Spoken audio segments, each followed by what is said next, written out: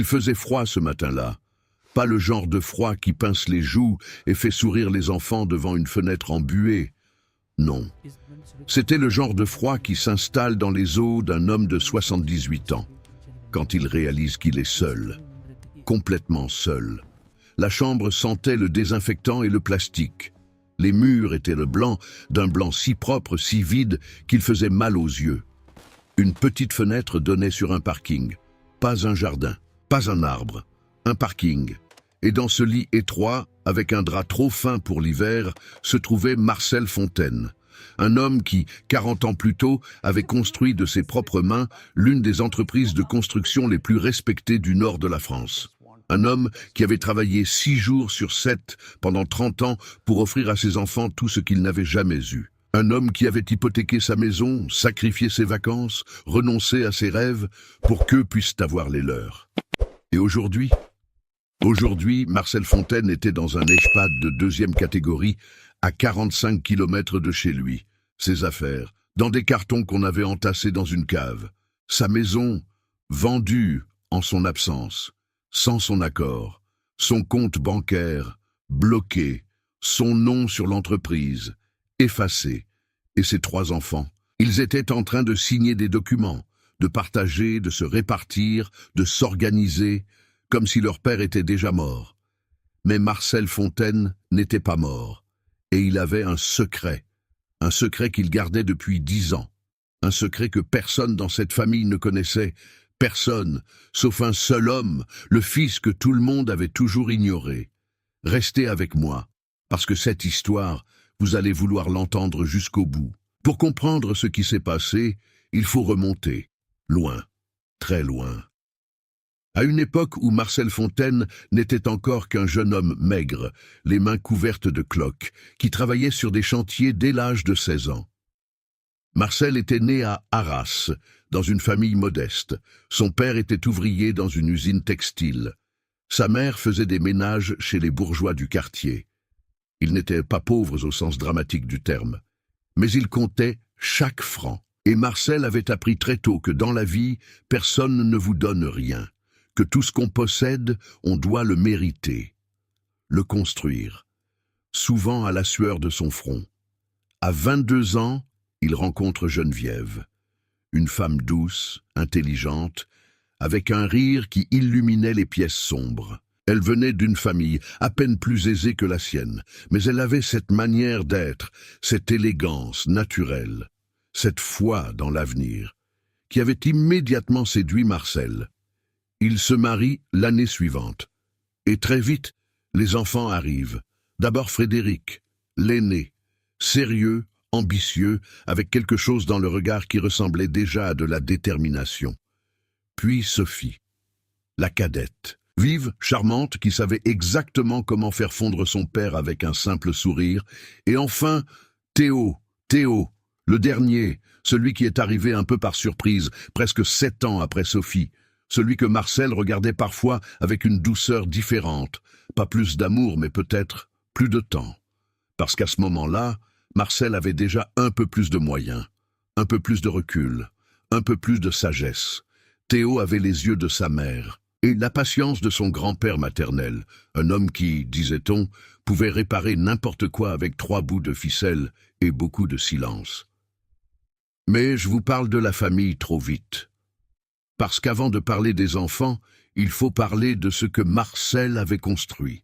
En 1981, avec un associé nommé Roger Blanchet, Marcel fonde les Bâtisseurs du Nord, une petite entreprise de construction, 5 employés, un bureau de 20 mètres carrés dans une zone industrielle, à la sortie d'Arras. Les débuts y sont difficiles, très difficiles. Il y a des mois où Marcel ne se paie pas pour pouvoir payer ses ouvriers. Des nuits où il rentre à la maison avec les bottes pleines de boue et les yeux rouges de fatigue, et Geneviève lui pose une assiette de soupe devant lui sans dire un mot. Parce qu'elle sait. Elle sait qu'il n'a pas besoin de mots. Il a besoin qu'elle soit là. Et elle est là. Toujours, puis les années passent. Les Bâtisseurs du Nord grandissent. 10 employés, 20, 50. Les contrats s'accumulent. La réputation aussi. Marcel décroche de grands chantiers dans toute la région, des lycées, des gymnases, des immeubles résidentiels. À la fin des années 1990, l'entreprise pèse plusieurs millions d'euros. Roger Blanchet prend sa retraite et cède ses parts à Marcel. L'entreprise appartient désormais à un seul homme, Marcel Fontaine. Un homme qui aurait pu profiter, voyager, se reposer. Mais Marcel ne sait pas se reposer. Il continue, il recrute, il innove, il forme des jeunes. Et surtout, il commence à penser à l'avenir, à ses enfants. Frédéric rejoint l'entreprise à 25 ans, fraîchement diplômé d'une école de commerce. Marcel l'accueille avec une fierté immense. Il lui confie des responsabilités, le voit grandir, prendre de l'assurance. Sophie, elle, s'oriente vers le juridique. Droit des affaires. Marcel finance ses études, la voit obtenir son master avec mention, la voit s'installer comme juriste indépendante. Et Théo, le petit dernier, choisit l'architecture, mais pas l'architecture clinquante, glamour, celle des grandes agences parisiennes. Non, Théo s'intéresse à la rénovation du patrimoine, aux vieilles pierres, aux bâtiments qu'on sauve, au lieu de les abattre. Marcel adore ça. Il comprend instinctivement ce choix, parce que Théo, comme lui, croit qu'on doit préserver ce qui a de la valeur. C'est Geneviève qui dit un soir, en regardant ses 3 enfants autour de la table, « On a bien réussi, Marcel. Regarde-les. » Marcel regarde, et il sourit. Ce sourire-là, ce sourire de père comblé, c'est le dernier souvenir vraiment heureux de cette histoire. Parce que Geneviève meurt 2 ans plus tard. Un cancer fulgurant. Diagnostic en janvier, décès en août. 7 mois. 7 mois pour que tout s'effondre. Marcel survit à sa femme, mais il n'est plus tout à fait le même. Et c'est là, dans ce vide laissé par Geneviève, que certains vont commencer à voir une opportunité. Les premiers signes, Marcel ne les voit pas. Ou plutôt, il ne veut pas les voir. Parce que quand on vient de perdre la femme de sa vie, on a besoin de croire que sa famille est solide, que ses enfants sont là, que tout va bien se passer. On a besoin de cette certitude comme on a besoin d'air. Alors Marcel ne pose pas de questions. Quand Frédéric commence à venir moins souvent aux réunions de direction, Marcel se dit que c'est normal, qu'il a une vie de famille chargée. Quand Sophie commence à lui parler de restructuration et de transmission patrimoniale, Marcel écoute poliment, signe les documents qu'on lui présente, en faisant confiance. Parce que ce sont ses enfants. Parce qu'elle est juriste. Parce qu'il leur fait confiance. Il a toujours fait confiance à ses enfants. Mais Théo, lui, voit. Théo, qui travaille à ce moment-là sur un chantier de rénovation à Lyon, revient passer un week-end à Arras et remarque des choses. Des petites choses. Des emails imprimés sur le bureau de son père que quelqu'un a essayé de cacher sous d'autres papiers. Des conversations qui s'arrêtent quand il entre dans une pièce. Un conseiller fiscal qu'il ne connaît pas et qui part en voiture au moment où Théo arrive. Et puis, cette phrase que Frédéric dit un soir, en croyant que Théo est déjà monté se coucher. « Papa vieillit, Sophie. Il ne voit plus les choses clairement. On doit prendre les décisions à sa place maintenant. C'est pour son bien. » Théo reste figé dans le couloir. Il n'entre pas dans la pièce. Il n'intervient pas. Il attend. Il écoute. Et Sophie répond « Tu as raison, on verra avec le notaire la semaine prochaine. » Ce soir-là, Théo ne dort pas. Il tourne et retourne ses mots dans sa tête. Il ne voit plus les choses clairement. On doit prendre les décisions à sa place. Pour son bien. Le lendemain matin, il essaie d'en parler à son père, prudemment, doucement. « Papa, est-ce que tu sais ce que Frédéric et Sophie préparent avec le notaire ?» Marcel le regarde avec ce regard qu'il a depuis la mort de Geneviève, fatigué, un peu absent. « Il m'aide à organiser les choses, Théo. Je ne suis plus jeune. C'est normal. Et l'entreprise ? L'entreprise ira à Frédéric. Je lui ai toujours dit. Il la connaît bien. Et toi, tu auras quoi, papa ? » Marcel sourit. « J'ai la maison, j'ai ma retraite, j'ai ce qu'il me faut. » Théo n'insiste pas, mais quelque chose en lui, quelque chose de profond, d'instinctif, lui dit que son père ne sait pas tout, que ses frères et sœurs lui cachent quelque chose, que ce qui est en train de se mettre en place n'est pas fait pour protéger Marcel Fontaine. C'est fait pour le dépouiller. Théo rentre à Lyon, mais il commence à surveiller, à poser des questions discrètes, à chercher. Et pendant ce temps-là, à Arras, les choses s'accélèrent. Marcel tombe malade une première fois. Une pneumonie. Rien de fatal, mais suffisamment sérieux pour qu'il soit hospitalisé 2 semaines. Et pendant ces 2 semaines, Frédéric et Sophie passent beaucoup de temps dans le bureau de leur père. Beaucoup trop de temps.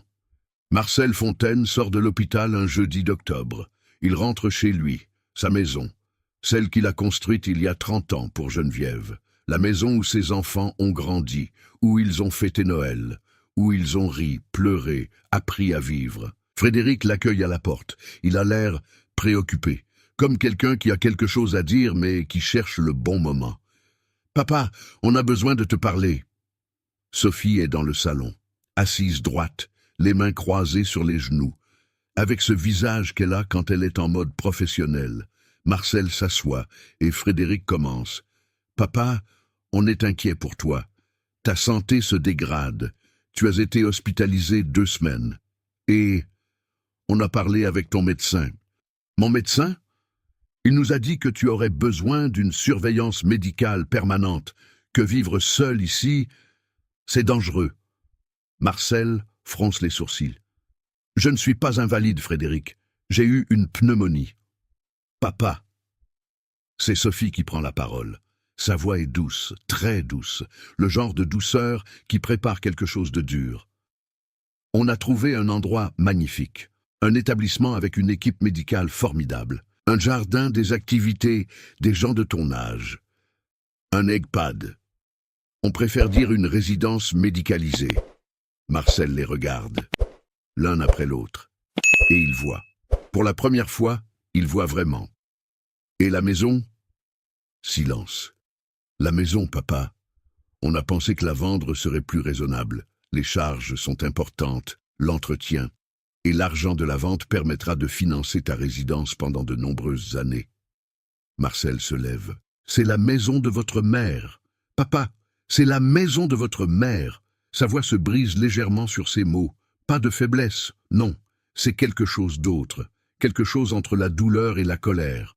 On comprend que c'est difficile à entendre, mais on fait ça pour toi. Marcel regarde ses enfants. Il pense à Geneviève. Il pense à toutes ces nuits où il a travaillé. Il pense à toutes ces fois où il a dit non à lui-même pour dire oui à eux. Et il comprend. Il comprend que la décision est déjà prise, que les papiers sont probablement déjà signés, que tout est déjà arrangé, et qu'il n'a pas eu son mot à dire. 3 semaines plus tard, Marcel Fontaine est dans un EHPAD à Cara NTE 5 km d'Arras. Sa carte bancaire principale, bloquée, pour éviter les risques de fraude, lui a-t-on expliqué. Son compte, géré par Frédéric pour simplifier les démarches. Son nom sur les bâtisseurs du Nord, retiré. Transition de direction, selon les documents que Sophie lui a fait signer à l'hôpital, quand il était encore sous antibiotiques et somnolent de fatigue. Sa maison, vendue en 6 semaines, sans qu'il ait mis les pieds une seule fois dans l'agence immobilière. Et dans sa chambre d'EHPAD, avec ses murs blancs et son parking devant la fenêtre, Marcel Fontaine reçoit une visite par mois. Une par mois, parfois même moins. Frédéric vient, reste 20 minutes, parle de l'entreprise, repart. Sophie envoie des fleurs pour son anniversaire, des fleurs dans un vase en plastique. Et Théo n'est pas au courant. Personne n'a appelé Théo. Mais quelqu'un d'autre, lui, commence à se douter de quelque chose. Les premiers mois sont les plus difficiles. Marcel ne le montre pas aux autres pensionnaires. Il ne le montre pas aux infirmières. Il ne le montre même pas à Frédéric pendant ses courtes visites. Mais la nuit, dans cette chambre silencieuse que seul le bourdonnement d'une machine quelconque venait habiter, Marcel pleurait. Pas à grands sanglots, non, des larmes silencieuses, lentes. Celles d'un homme qui ne comprend pas comment sa vie a pu basculer aussi vite. Il pensait à Geneviève. Si tu voyais ça, Geneviève, si tu voyais ce qu'ils ont fait. Mais Geneviève n'était plus là pour voir. Et Marcel était seul. Il avait essayé, au début, de parler à Frédéric, d'expliquer que les décisions avaient été prises trop vite, que la maison n'aurait pas dû être vendue, que son compte devait lui être rendu. Frédéric l'avait écouté avec cette expression patiente et condescendante que les adultes ont parfois avec les personnes âgées. « Papa, on a fait tout ça pour toi. Tu n'as rien à te soucier. Tout est géré. » Géré par qui? Par moi, par Sophie. On est tes enfants. Je veux parler à mon banquier. Mais papa... Je veux parler à mon banquier, Frédéric. Un silence. Je vais voir ce que je peux faire. Le banquier ne rappela jamais. Marcel demanda à une infirmière de l'aider à trouver un avocat. L'infirmière, une jeune femme prénommée Amandine, le regarda avec compassion. « Monsieur Fontaine, ce n'est pas vraiment mon rôle. Je sais que ce n'est pas votre rôle, mais je n'ai personne d'autre. » Amandine l'aida. Elle lui trouva le nom d'un cabinet juridique à Arras. Marcel appela, laissa un message. Personne ne rappela. Il rappela. On lui dit qu'il fallait prendre rendez-vous, que le premier disponible était dans 6 semaines. Il prit le rendez-vous. 3 jours avant le rendez-vous, Frédéric débarqua à l'EHPAD. Il était souriant. Il avait apporté des chocolats. « On m'a dit que tu avais contacté un avocat, papa. » Marcel ne répondit pas. « C'est inutile, tu sais. On a fait tout dans les règles. Sophie a vérifié chaque document. Il n'y a rien à contester. » Et si je voulais quand même essayer? Frédéric posa les chocolats sur la table de nuit. « Papa, on ne veut pas se battre avec toi. On t'aime. Mais si tu commences à faire des histoires, ça va compliquer les choses pour tout le monde, et surtout pour toi. » C'était une menace, formulée doucement, gentiment, avec le sourire. Mais c'était une menace. Marcel l'avait compris. Alors Marcel se tut. Il annula le rendez-vous avec l'avocat. Il arrêta de poser des questions. Il arrêta de réclamer. Il regardait le parking par sa fenêtre. Il jouait aux cartes avec les autres pensionnaires. Il mangeait ce qu'on lui servait et il attendait. Parce que Marcel Fontaine avait toujours su une chose que la vie lui avait apprise à coups de chantiers difficiles et de nuits longues. La patience est une forme de courage. Et Marcel avait un secret qui, bientôt, allait tout changer. Théo apprend la nouvelle par hasard. Un vendredi soir, il appelle son père qui, d'habitude, répond à la 2e sonnerie. Cette fois, quelqu'un d'autre répond. Une voix de femme professionnelle. « EHPAD Les Pins du Nord, bonjour. » Théo croit avoir fait un mauvais numéro. Il raccroche. Rappelle. « EHPAD Les Pins du Nord, bonjour. Je cherche Marcel Fontaine. C'est bien son téléphone? » « Oui, monsieur. Il l'a oublié au poste de soins ce matin. Je vous le passe. » Marcel arrive au bout du fil. « Allô ?» Sa voix. Théo reconnaît sa voix. Mais quelque chose a changé, quelque chose de subtil. Cette légère fatigue, cette légère résignation. « Papa? C'est quoi les Pins du Nord ?» Un silence. « C'est là où j'habite maintenant. »« Comment ça, là où tu habites? C'est quoi cet endroit ?»« Une résidence, Théo. Frédéric et Sophie ont pensé que c'était mieux pour moi. » Théo reste silencieux 3 secondes. 3 secondes qui durent une éternité. « Depuis quand? 3 mois. 3 mois? Théo? Et personne ne m'a appelé? Personne ne m'a dit que... Théo, reste calme. Papa, ils ont vendu la maison? » Silence. Papa? Oui, un seul mot. Posé comme une pierre sur une tombe, Théo passe une nuit blanche, puis 2. Il rappelle son père, longuement cette fois. Il pose des questions. Il note tout. Chaque détail. Les signatures à l'hôpital, le compte bancaire bloqué, la maison vendue, le nom retiré de l'entreprise. Et puis il appelle Frédéric. La conversation est courte. « Théo, tu n'es pas dans le coup. Tu ne comprends pas les aspects juridiques et financiers. C'est compliqué. Fais-nous confiance. » Faire confiance à qui? À des gens qui ont interné mon père sans me prévenir et vendu sa maison en 6 semaines? Calme-toi. Frédéric, je t'avertis. Tu m'avertis de quoi, Théo? Tu es quoi dans cette histoire? Tu n'as jamais travaillé dans l'entreprise. Tu n'as jamais géré quoi que ce soit. Tu étais à Lyon à faire des vieux murs pendant qu'on s'occupait de tout ici. Alors tu m'avertis de quoi? La ligne coupe. Théo regarde son téléphone. Pendant longtemps. C'est ce soir-là que Théo Fontaine décide. Il ne sait pas encore exactement comment. Il ne sait pas encore ce qu'il va trouver. Mais il sait une chose avec une certitude absolue. Ce que Frédéric et Sophie ont fait à leur père ne restera pas impuni. Il démarre son ordinateur. Il ouvre un nouveau dossier. Il l'appelle simplement « Papa ». Et il commence à travailler. Mais pour comprendre ce qui se passe ensuite, il faut que je vous parle d'une chose que Théo ne sait pas encore, d'une chose que Frédéric et Sophie ignorent complètement. D'un homme que Marcel Fontaine avait rencontré 8 ans plus tôt, un homme discret, intelligent, loyal, un homme prénommé Étienne Marchand. Étienne Marchand avait 52 ans. Il était expert comptable de formation, mais avec le temps, il était devenu quelque chose de plus rare encore, un homme de confiance. Marcel l'avait rencontré par hasard lors d'un dîner professionnel.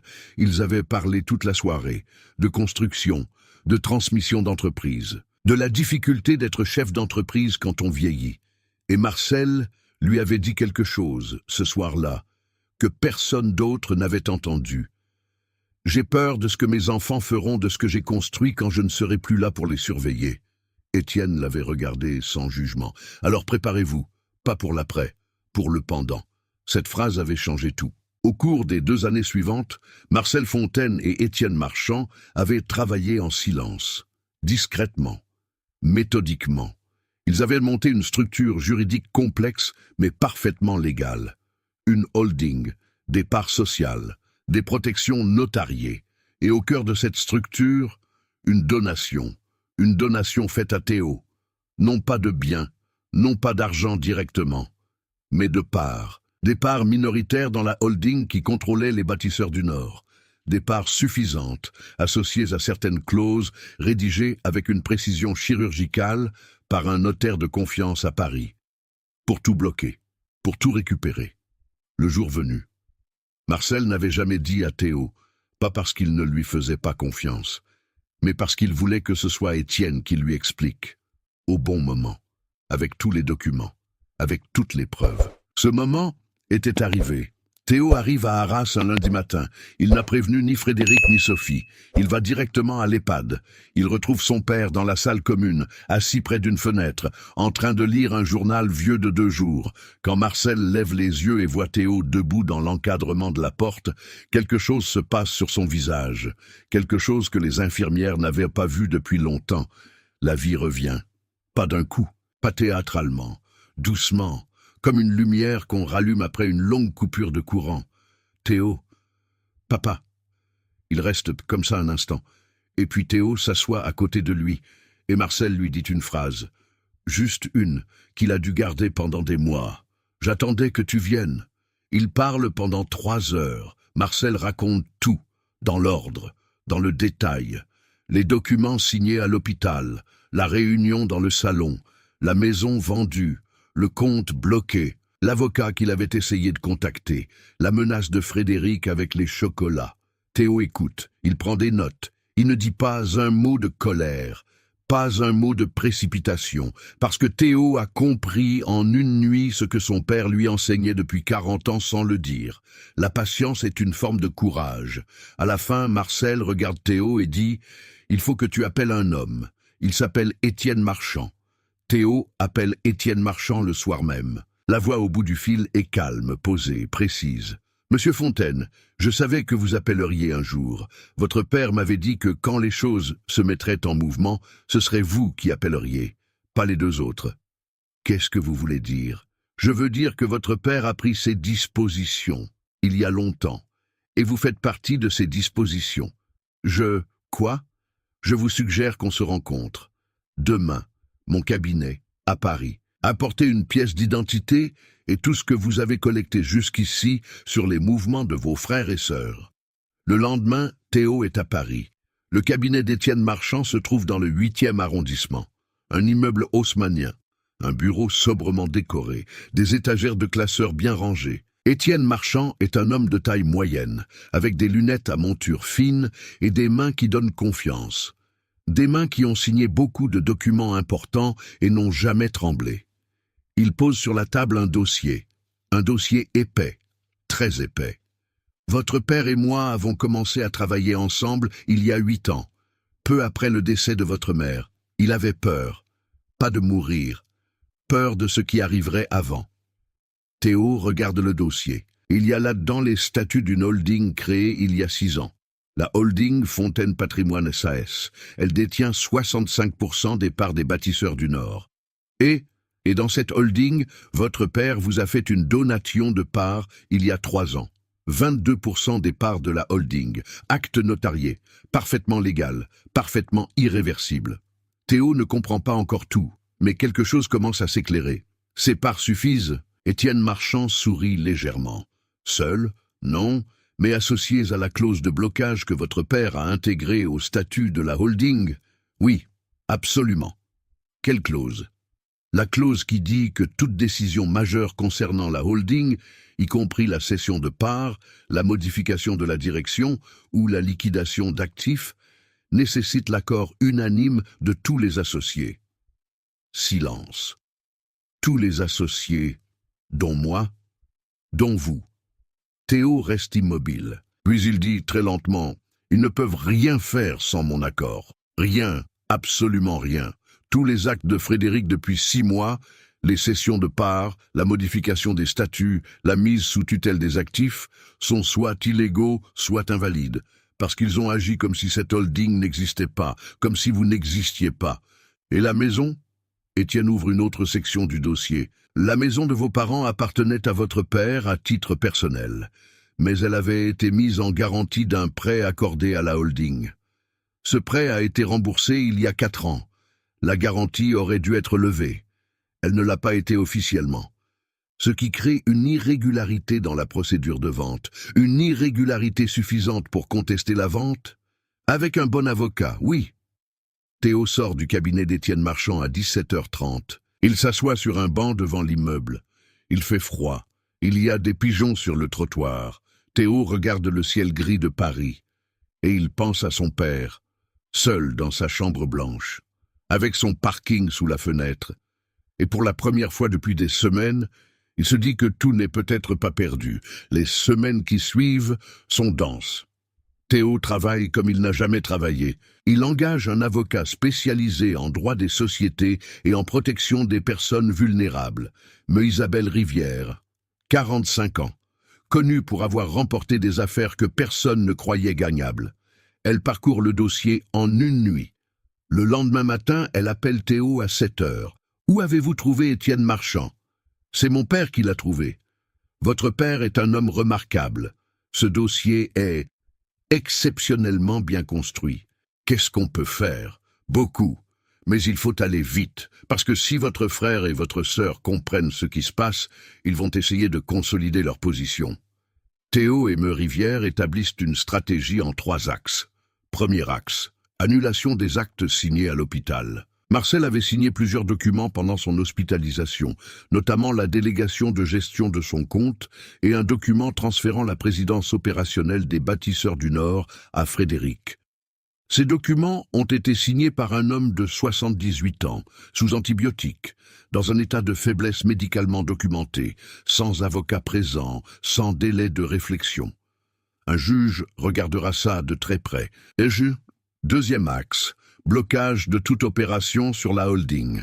Rivière envoie une mise en demeure formelle aux bâtisseurs du Nord et à Frédéric Fontaine personnellement.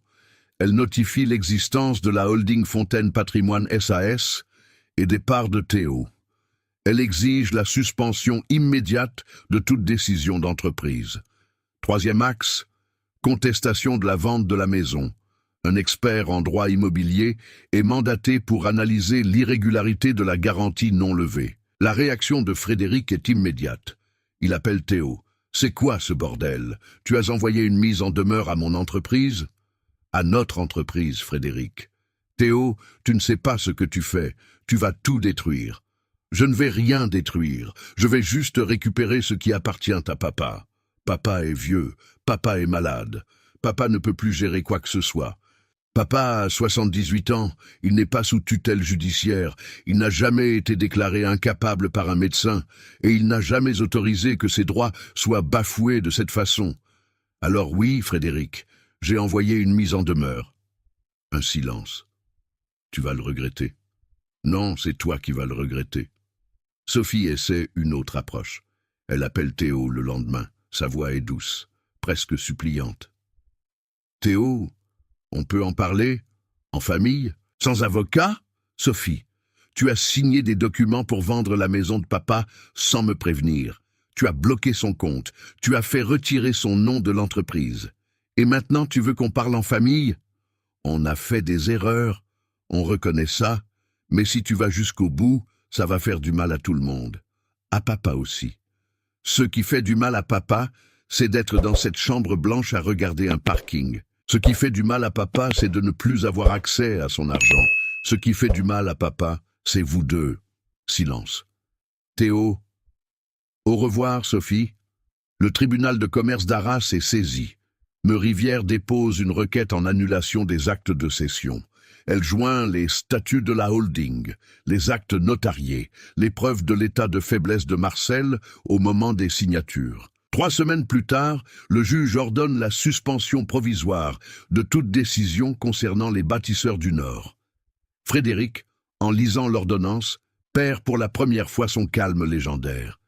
Il convoque une réunion avec son propre avocat, qui lui dit quelque chose qu'il ne voulait pas entendre. La clause de blocage est parfaitement valide. Votre frère a le droit de tout bloquer, et les signatures obtenues à l'hôpital vont être très difficiles à défendre devant un juge. Il doit y avoir un moyen. Il y avait un moyen. Il aurait fallu le prendre avant. Là, c'est compliqué. L'audience a lieu un jeudi de mars.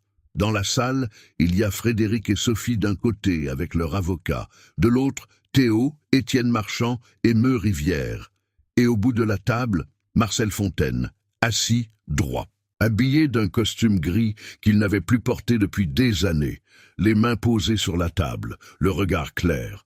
Ce n'est pas l'homme fatigué de la Chambre Blanche, ce n'est pas l'homme qui regardait le parking, c'est Marcel Fontaine, le fondateur des bâtisseurs du Nord, l'homme qui avait construit quelque chose de ses mains, et il est là pour récupérer ce qui lui appartient. L'audience dure toute la journée. Meurivière présente chaque élément avec une précision redoutable.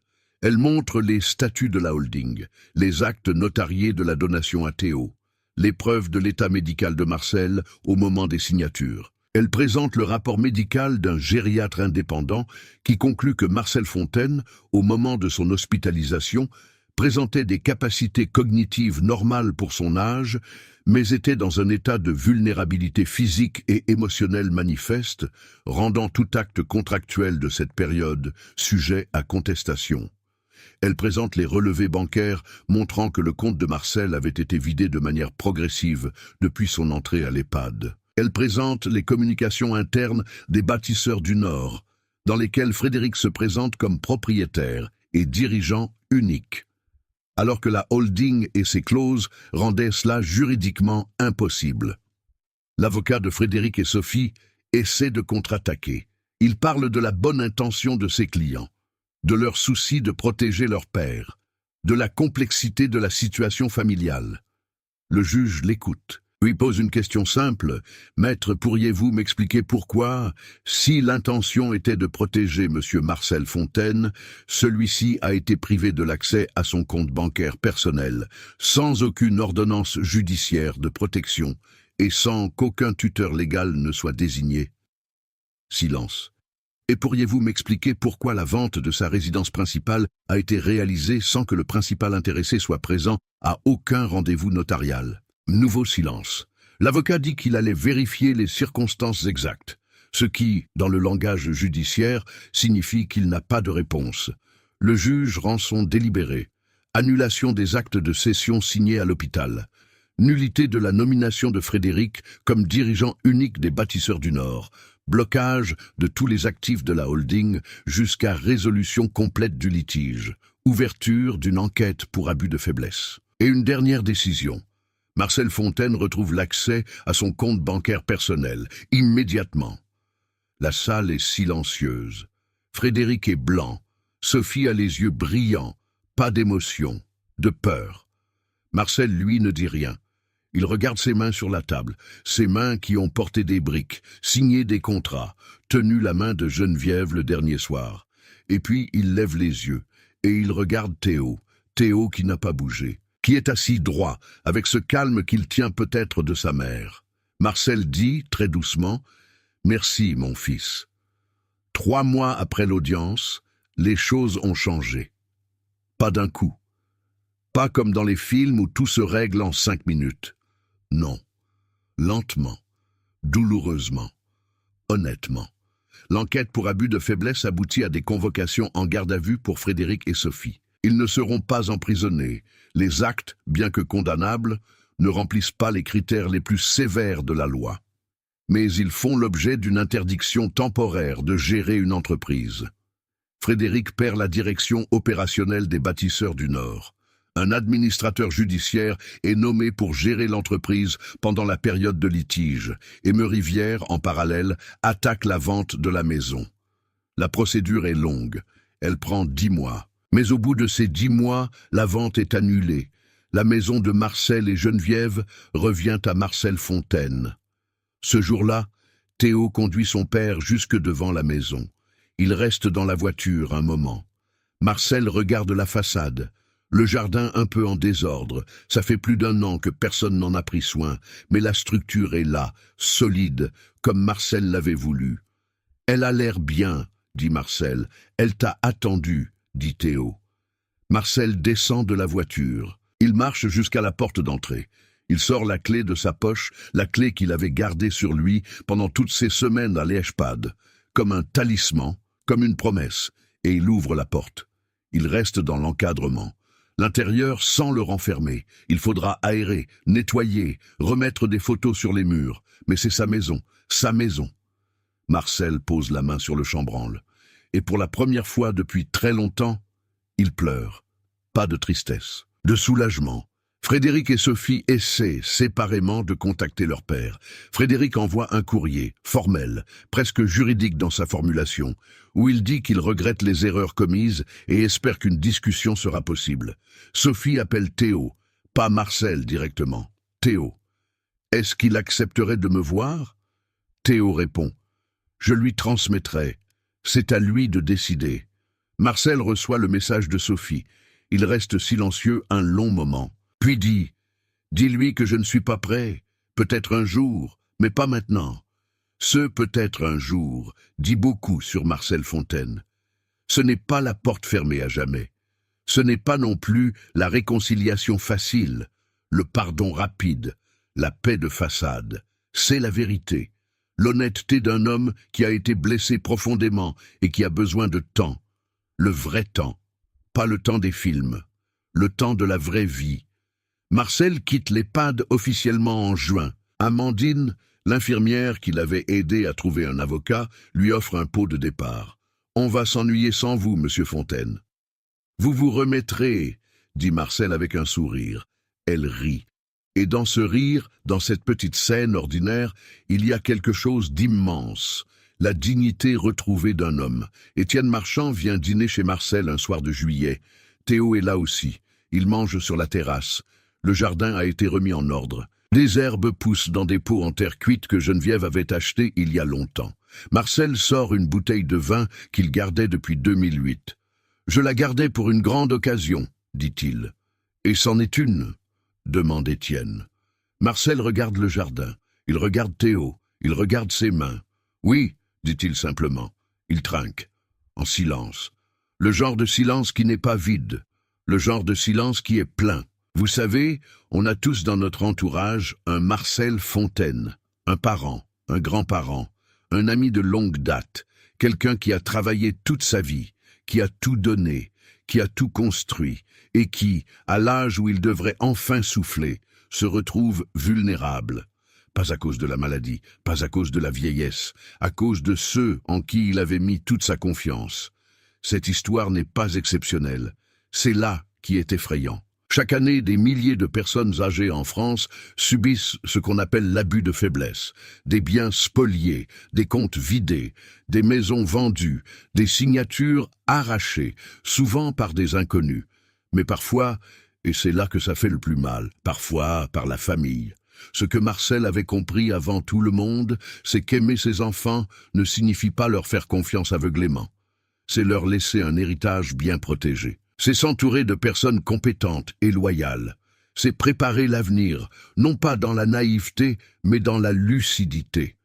Et ce que Théo nous enseigne, c'est peut-être la leçon la plus importante. Il n'est jamais trop tard pour agir, même quand tout semble perdu, même quand les autres nous disent que c'est inutile, même quand on est seul face à ceux qui ont plus de pouvoir et plus de ressources. La patience, le travail et la vérité finissent toujours par l'emporter. Pas toujours vite, mais toujours.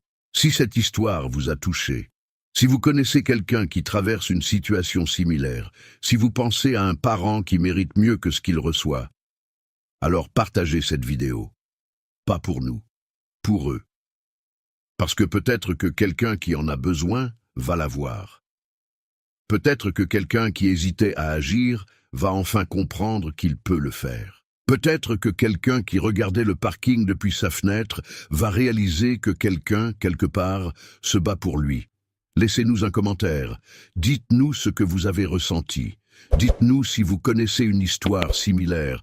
Dites-nous ce que vous pensez de Marcel, de Théo, de Frédéric et de Sophie. Parce que cette chaîne existe pour ça, pour ces histoires vraies, ces histoires humaines. Ces histoires qui font mal et qui finissent, quand la justice est là par faire du bien. Abonnez-vous à Construindo Familia. Une nouvelle histoire arrive bientôt. Une histoire d'une femme de 82 ans qui avait caché quelque chose dans les murs de sa maison depuis 40 ans et dont ses enfants n'ont découvert le secret qu'au moment de la démolir. À très bientôt.